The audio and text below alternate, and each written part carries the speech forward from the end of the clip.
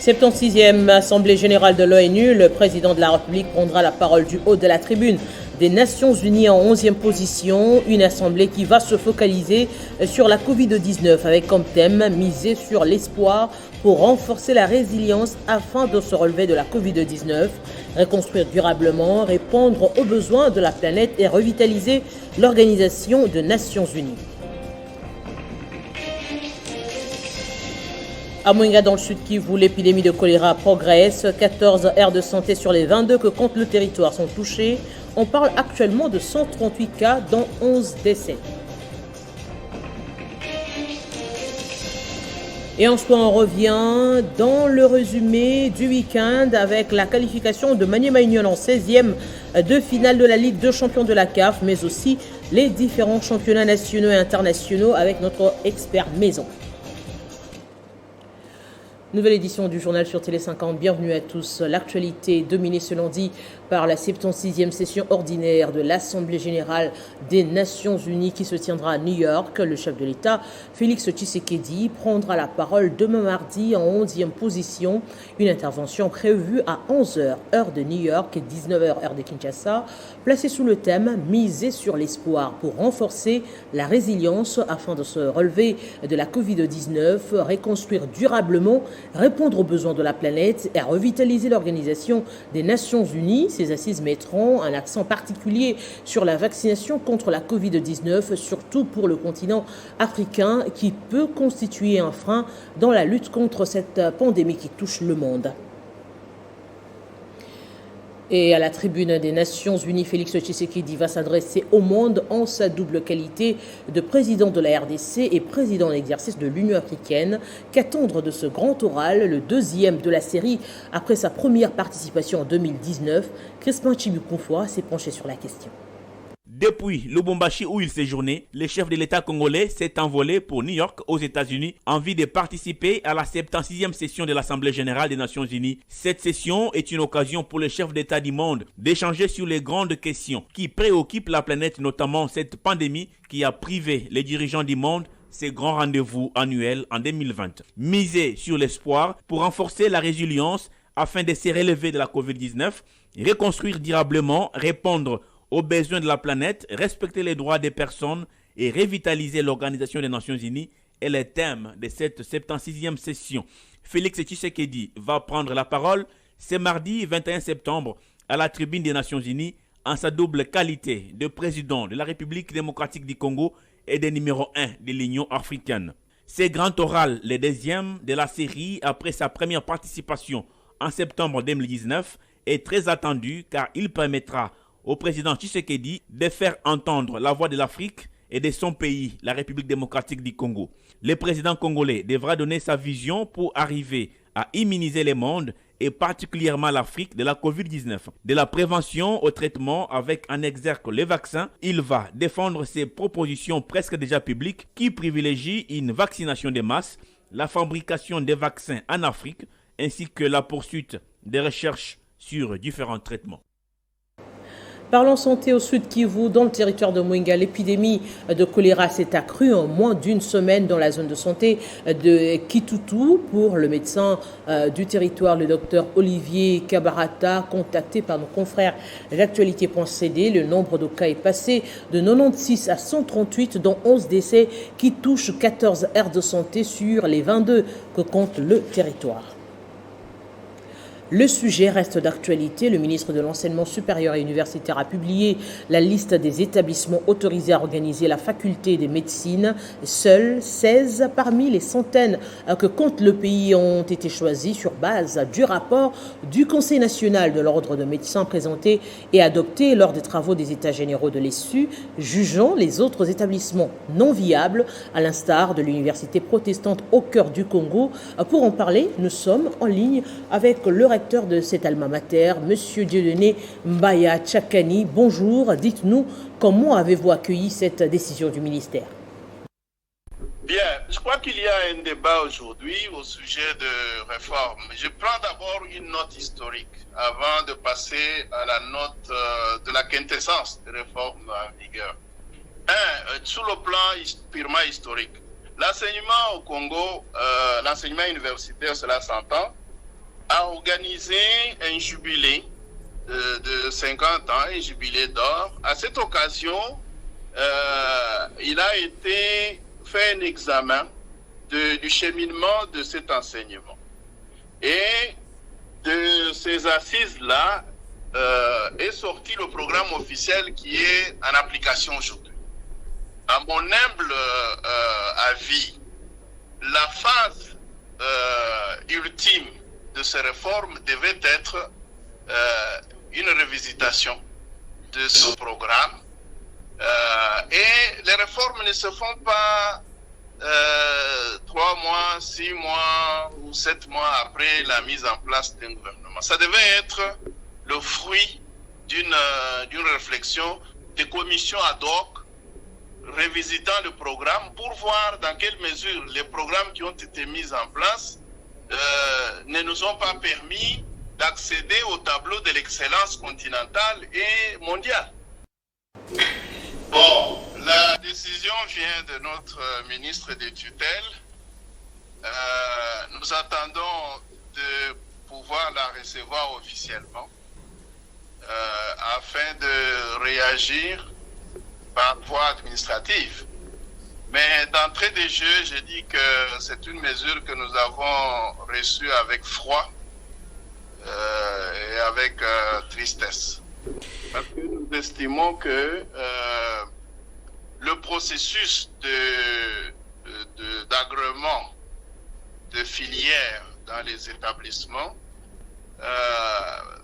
est connu. Le ministre le fait au cas par cas, sur demande, conformément à la loi.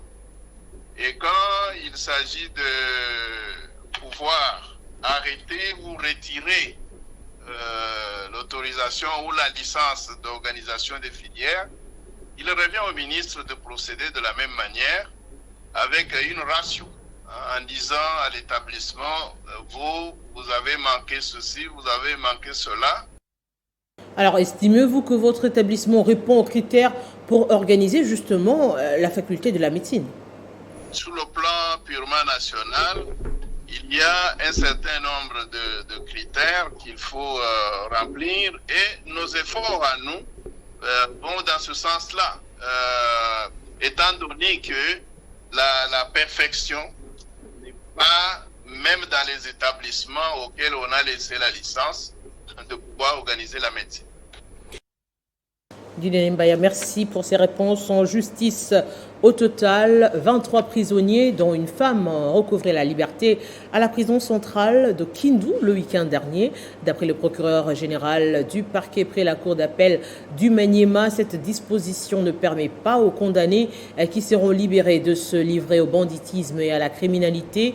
Aussi, cette libération des prisonniers bénéficiaires de la grâce présidentielle n'est pas synonyme d'impunité, mais un sens de pardon qui est permanent dans la législation congolaise. Par ailleurs, le procureur général du parquet près la cour d'appel de Maniema dit craindre qu'avec cette libération massive, la ville de Kindu ne puisse retomber dans le cycle infernal d'insécurité comme c'était le cas dans le passé. En Algérie, Abdelaziz Bouteflika a été inhumé dimanche dans le carré des martyrs du cimetière d'El Alia, près d'Alger, pour l'ancien président algérien. Pas de deuil national au pays, mais l'homme a été enterré dans la discrétion en présence de l'actuel président Tebboune et des nombreux hauts responsables. Nathalie Yoko. Les autorités algériennes ont préféré faire profil bas pour les obsèques d'un homme chassé du pouvoir par la rue et l'armée, il y a 2 ans, après 20 ans de son règne. Abdelaziz Bouteflika, son corps est mis dans ses cercueils sanglés sur un affût de canon et recouvert du drapeau algérien, comme c'est l'usage pour les Moudjahidines, les vétérans de la guerre d'indépendance. Devant lui, un camion transportant 8 officiers au garde-à-vous et un véhicule blindé fleuri qui les tirait au milieu d'une escouade de motards en grand uniforme blanc. Le convoi funéraire est arrivé au cimetière El Alia, sous le lieu d'un public rassemblé le long de la route. C'est dans ces mêmes cimetières que reposent des grandes figures de l'indépendance et tous les anciens chefs de l'État.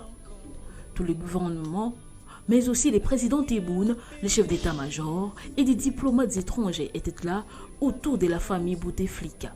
La garde républicaine a tiré plusieurs salves, puis le réseau funèbre a été prononcé par le ministre des Moudjahidines et les cercueils a été porté en terre. Une cérémonie qui ressoutait tout de même un sentiment général de discrétion. Pour solennelles qu'elles ont été, les obsèques d'Abdelaziz Bouteflika n'ont pas eu le prestige des seuls de ses prédécesseurs. Une cérémonie à minima, pas de deuil national de 8 jours, comme pour Ben Bella ou Bedjeddine, et loin du grandiose des funérailles des Boumédiennes. Une discrétion qui a déçu tout de même certains amis de l'ancien président algérien Abdelaziz Bouteflika, décédé le 17 septembre dernier en Algérie à l'âge de 84 ans, des suites d'une longue maladie.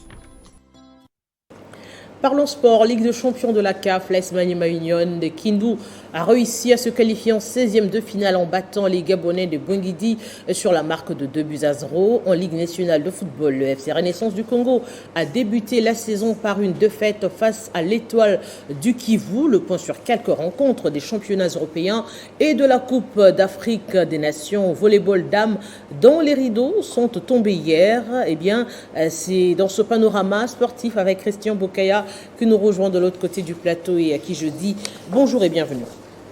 Bonjour et bon retour à vous, Arlette Boutella. Merci beaucoup, Christian Bokaya. On commence avec les préliminaires de la Ligue de champions de la CAF. Maniema Union rejoint le tout-puissant Mazembe Anglebert en 16e de finale. Oui, Arlette Boutella, c'est une qualification historique pour le club d'équipe en 16e de finale de la Ligue des champions de la CAF. Maniema Union, qui est souvent éliminé à domicile en Coupe de la Confédération, a présenté un autre visage hier en battant justement la formation gabonaise de Bwengidi, comme on peut voir sur ces images. Alors il faut dire que les locaux ont ouvert les scores dès la 10e minute de jeu par l'entremise de Michael Mbabou. Les poulains de Daoula Lopembe vont se mettre dans les eaux paisibles à la 40e minute grâce au deuxième but de Rodrigue Kitoa. Alors il faut dire que plus discipliné dans sa ligne défensive, Maniema Union va conserver cet avantage et arracher la qualification au prochain tour où il va bien sûr affronter la formation sud-africaine de Mamelodi Sundowns, l'autre club congolais qui va bien sûr affronter un autre adversaire sud-africain, c'est bien sûr le tout-puissant Mazembe Anglebert qui a hérité d'Amazulu FC. Et puis en Coupe de la Confédération, vers club sera opposé au club sud-africain de Marumo Galant Sport, alors que Daring Club Motema Pembe sera face à l'AS Kigali du Rwanda. Alors il faut signaler que la manche aller aura lieu le week-end du 15 au 17 octobre, puis la manche retour le week-end du 22 au 24 octobre 2021. Alors on parle championnat d'élite, Ligue nationale de football, le FC Renaissance chute d'entrée. Et vous avez dit, on va très vite voir sur ces tableaux des résultats qui s'affichent sur cet écran. La formation de Renaissance du Congo a courbé les chines face au promu, l'Étoile du Kivu qui l'a battu sur le score étriqué d'un but à 0 au stade Dominique Diour. La formation de Blessing et l'US Panda se sont quittés à force égale, soit sur le score de 0 but partout. Même score entre la jeunesse sportive de Kinshasa et le cercle sportif d'Ombosco hier au centre Kourara-Mpova. La Sekouya pour sa part s'est débarrassé de la formation de l'US Chinkunku en la battant, cette formation sur le score d'un but à 0. RCK a chuté face à la jeunesse sportive groupe Bazano sur le score de 0 but contre 1. Les championnats nationaux, plutôt internationaux, le Real de Madrid, le Paris Saint-Germain, mais aussi Manchester United ont remporté respectivement leurs rencontres. Alors on commence par le Real Madrid où on va parler bien sûr de la Liga. Les Merengues se sont imposés face à Valence sur le score de 2 buts à 1 au stade. Saint-Germain a battu l'Olympique lyonnais sur les fils. Et il faut dire que les visiteurs avaient ouvert le score en premier par l'entremise de Lucas Paqueta. On jouait bien sûr la 54e minute de jeu. Neymar Junior va égalisé à la 66e minute sur penalty après avoir été secoué au Parc des Princes. Icardi va donner l'avantage au PSG au temps additionnel. Le Messi, Arlette Boutella, Léo Messi, jusque-là, n'arrive pas à imposer ses marques. Et on l'attendra peut-être lors des prochaines journées. On va finir avec la première ligue anglaise avec Cristiano Ronaldo qui s'est montré de nouveau décisif hier face à West Ham. Mené au score à la 30e minute le Red ont égalisé 5 minutes. Tottenham et Crystal Palace sur le score de 3-1. Et on va clore le chapitre football avec le football féminin. La première édition du tournoi Initiative Plus a été clôturée. Débuté le 3 septembre dernier, le tournoi de la cohésion nationale baptisé Initiative Plus s'est clôturé vendredi avec le sacre du Racing de Golf qui a battu en finale l'OCD au tir au but après un match nul d'un but partout au temps réglementaire. Ce tournoi, parrainé justement par l'ONG Initiative Plus de Marie-Olive Lembe Kabila, vise à promouvoir le football féminin en République démocratique du Congo, comme son organisateur, Papi Tamba, l'avait dit à l'issue de cette finale. On l'écoutait. J'ai un sentiment de grande satisfaction. D'abord parce que la maman, quand je parle de la maman, vous comprendrez bien, je parle de maman Olive Lembe Kabila, a dit oui tout de suite à ma sollicitude. Et j'ai, entre guillemets, profité un peu de son altruisme et de l'amour qu'elle a toujours témoigné pour encadrer, je ne dirais même pas seulement que les filles ou la population, mais d'encadrer les gens de façon générale.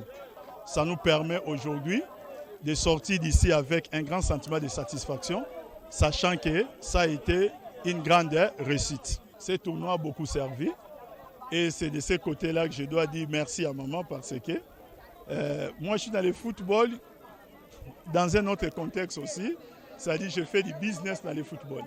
Elle, je ne pense pas qu'elle en fera. Elle fera du business, mais elle m'a permis de détecter quelques joueuses.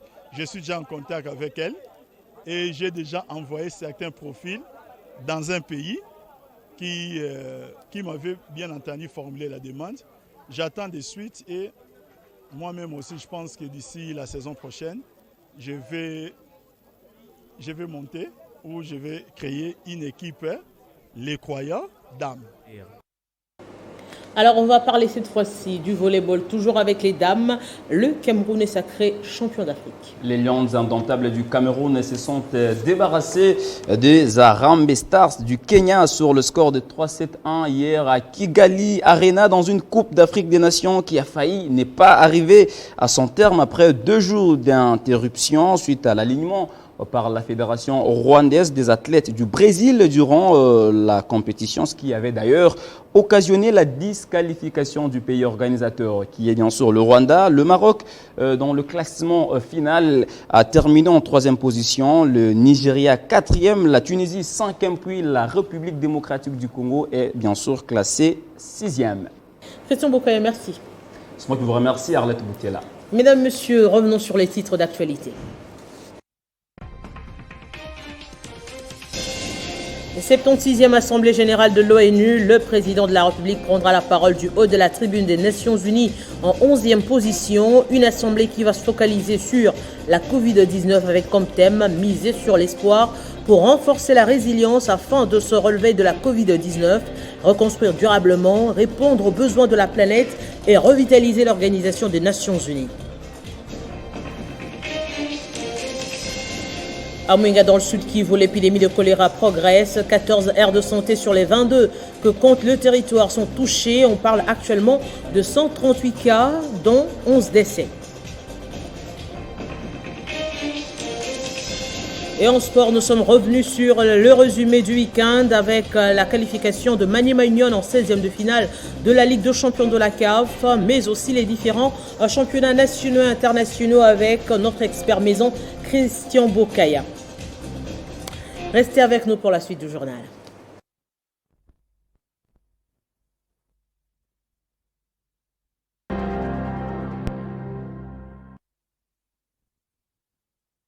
La suite, c'est la revue de presse dans une présentation et sélection signée Bédrine King, à qui j'ai dit bonjour et bienvenue. Bonjour et merci. Eh bien, cette revue de presse, on prend la décision du ministre de l'Enseignement supérieur et universitaire autorisant les 16 universités à recruter des nouveaux étudiants à la médecine, n'est pas digérée par les établissements et autres Congolais. Tout à fait, Arlette. Cette mesure continue de susciter diverses réactions. Les sites mediacongo.net pointent que telle une bombe, la nouvelle du ministre de l'ESU, Mouindou Nzangi, à la clôture des États généraux des universités intervenus la semaine dernière.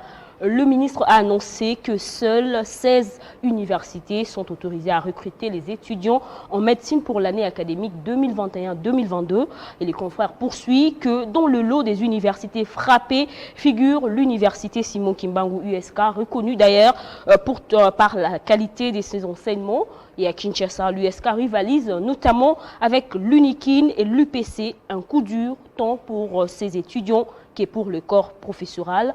Et prenant la partie du ministre Mouindo Zongi, Politico.cd, révèle que les universités avaient 3 ans de moratoire pour se conformer justement aux normes de fonctionnement avant la fermeture de facultés de médecine non viables. Et d'un site à un autre, 7sur7.cd est revenu sur les alma mater qui sont autorisés à organiser la faculté de médecine, notamment l'université de Kinshasa, de Kisangani, Lubumbashi, de Kikwit, l'université catholique de Bukavu, de Goma, de Congo central et l'université protestante du Congo. Et toujours dans ces secteurs, le grand titre s'est intéressé plutôt à la grande distinction du général Célestin Kanyama, qui est désormais le docteur en droit pénal au sein de l'université de Kinshasa depuis les samedis. C'est après avoir réalisé une thèse consacrée essentiellement sur 3 axes, à savoir la prévention du banditisme urbain, la répression et enfin la création d'un fonds pour l'indemnisation des victimes du phénomène Kuluna. Eh bien, session de septembre, le non-alignement de la proposition de la loi à Tiani dans le calendrier de la session à l'Assemblée nationale reconforte les catumbistes. On parle là de la loi dite sur la congolité. Tout à fait, Arlette. La proposition de réforme polémique de Noël Tchiani sur la nationalité congolaise qui divise la classe politique depuis un temps n'a pas été retenue pour être débattue au cours de la session parlementaire de septembre et probablement être votée contre toute attente de son initiateur Noël Tchiani, candidat malheureux à la présidentielle de 2018. L'Assemblée nationale a adopté jeudi dernier le projet des calendriers des travaux de la session ordinaire de septembre 2021 et de la répartition de ces matières, sans faire allusion à cette proposition de loi portée par les députés Nsingi Pouloulou, en croire Politico.cd, Olivier Kamitatou, porte-parole du président d'Ensemble pour la République Moïse Ketumbi, parle d'un pas dans la bonne direction, alors que Noël Tchiani confie être serein et espère toujours que sa proposition,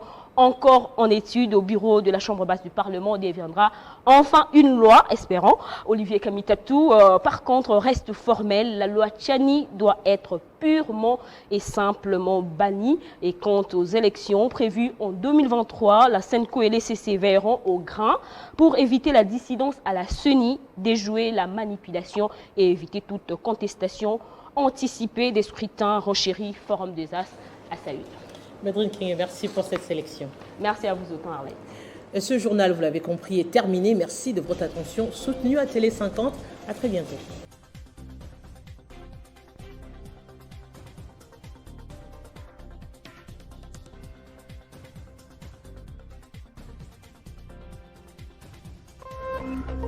Téléchargez les infos Télé 50 sur www.télé50.cd.